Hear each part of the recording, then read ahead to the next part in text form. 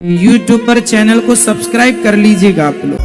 के पानी से बहुत खुश है मेरे आंसू के प्रभु के काम आए हैं। बजाओ ढोल।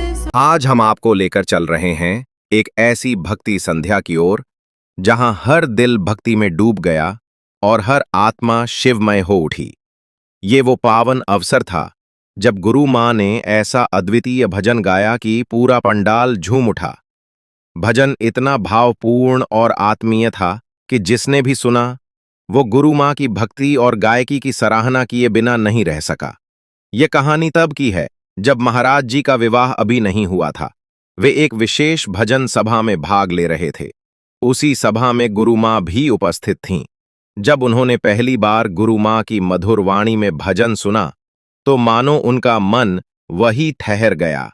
गुरु मां की आवाज में जो मिठास और भक्ति थी उसने महाराज जी का हृदय छू लिया।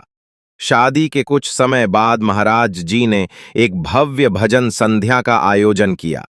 सैकड़ों भक्तजन उस दिन पंडाल में एकत्र हुए थे। माहौल पहले से ही भक्ति भाव से परिपूर्ण था।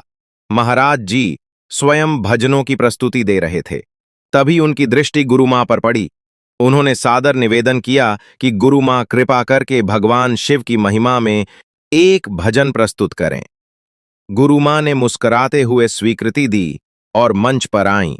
जैसे ही उन्होंने भजन की पहली पंक्ति गाई, पूरा पंडाल एकदम शांत हो गया। उनकी आवाज में ऐसी मिठास, ऐसी भक्ति और ऐसी आत्मीयता थी कि हर कोई मंत्रमुग्ध हो गया। उस सभा में मौजूद कई जाने माने गायक भी उनकी गायकी के आगे नतमस्तक हो गए। भजन की धुन इतनी मधुर और भावपूर्ण थी कि लोग अपने स्थानों से उठकर नाचने और ताली बजाने लगे। पंडाल में हर कोई शिव की महिमा में डूब गया था। ये सिर्फ एक गीत नहीं था, बल्कि ईश्वर के प्रति गुरु मां की अविचल श्रद्धा और समर्पण का जीवंत प्रतिबिंब था। गुरु मां के भजन की विशेषता ये थी कि उनके शब्द सीधे हृदय को छूते थे। उनके सुरों में प्रेम, भक्ति और सच्चाई का अनूठा संगम था। ऐसा लगता था मानो शब्दों के माध्यम से कोई आत्मा स्वयं ईश्वर से संवाद कर रही हो।